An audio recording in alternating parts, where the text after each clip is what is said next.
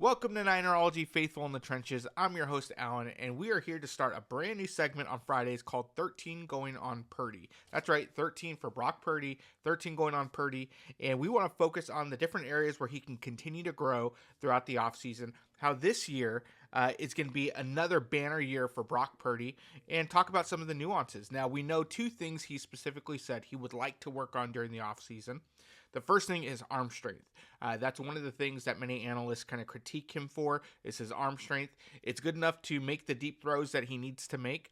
And the second thing he wants to improve on is his mobility. Now, his mobility, I think, is one of the stronger parts of his game. He introduced that in the playoffs this past year as he led the 49ers to the Super Bowl. Now, granted, they lost to the Chiefs, but I think he can continue to build on that, but also build on learning the system. Now, why is he not going to have a sophomore slump? Now, I get it. It's his third year. How's he going to have a sophomore slump in his third year? Well, if you rewind a bit back to his rookie year, he started 8 games because of injuries to the other quarterbacks on the roster. So started 8 games, and then the second year, his sophomore season, he ended up being the unquestioned starter, where leading the 49ers to the Super Bowl. So this is technically his sophomore season as the full-time unquestioned starter. So what's going to prevent him from having a sophomore slump? And I'm going to break that down in one point, and that's continuity. Continuity. If you look back to the past 49er quarterbacks, specifically Alex Smith, he had just a coaching carousel around him, was not set up with basically the best scenario around. In fact, you look at the coordinators he had. You had Mike McCarthy, you had Norv Turner, you had Jim Hostler, you had Mike Marks, you had Jimmy Ray, and the list goes on. The poor guy couldn't have any sort of continuity. He's learning the system every single offseason, trying to figure out what do I do, and couldn't basically react on his natural skill. Brock Purdy, on the other hand, has had the exact same system for now going on his third year. We know one of his greatest strengths is being able to decipher what's going on in the defense pre-snap and being able to make the right decision, his timing, and now he wants to work on his arm strength and mobility. I think if you couple that with Kyle Shanahan allowing Brock Purdy to audible out of the play and be able to make the best decision based off what he sees, he's going to have a banner year. Now, Brock Purdy, again, what's another reason he's going to have a banner year this year? Let's break that down for all players that are in a contract year. That's right, Brock Purdy is in a contract year. Well, what do you mean he's in a contract year? He's got another year after this year on his contract on his rookie deal.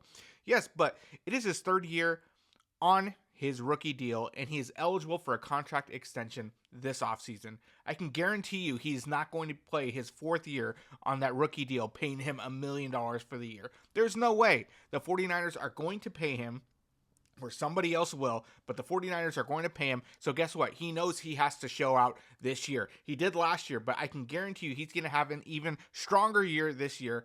Probably, my guess, let's just call it here right now, he's going to get the MVP and the Super Bowl MVP for this upcoming year. And he's going to win a Super Bowl 59 for the 49ers. And the 49ers are going to come home with that 6th Lombardi trophy. Why is that? Okay, well, we just kind of jumped ahead, but let's break that down. One, continuity. He's in the exact same system. He is not spending the offseason recovering from UCL. He's not spending the offseason trying to make the team like he did the first year. So continuity is the same thing in regards to he has the exact same system, the same offensive line, so he can work with them, work on communication, those types of things. It was really communication with the offensive line that lost him the Super Bowl.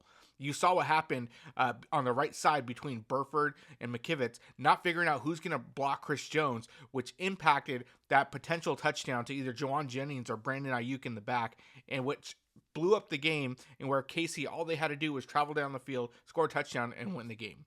And so the question is, how does this differ from previous quarterbacks? Continuity is a big thing. He's got continuity on his offensive line. He has all of his playmakers back. Hopefully Brandon Ayuk gets re-signed. So he's going to have that continuity across the board. He has the entire offseason where he's not worried about trying to make the team or recover from the UCL. He actually gets to go through the program. And then also, he's in a contract year. He is in the contract year, the biggest year for him as a quarterback before his first major contract as a 49ers quarterback. So I guess we can assume that he's going to have a great year, barring injuries or anything like that. But he is set up to take the 49ers deep into the playoffs and for another Super Bowl run. And I think it starts off with that continuity. Now, for the next segment, we're going to go ahead and talk about arm strength, what he can continue to do, those mechanics, how he can continue to look to make the plays, not force it, but continue to doing and build upon his strengths. And that's what we're going to talk about. But this is just session 1. And don't forget to catch us next Friday on 13 Going on Purdy.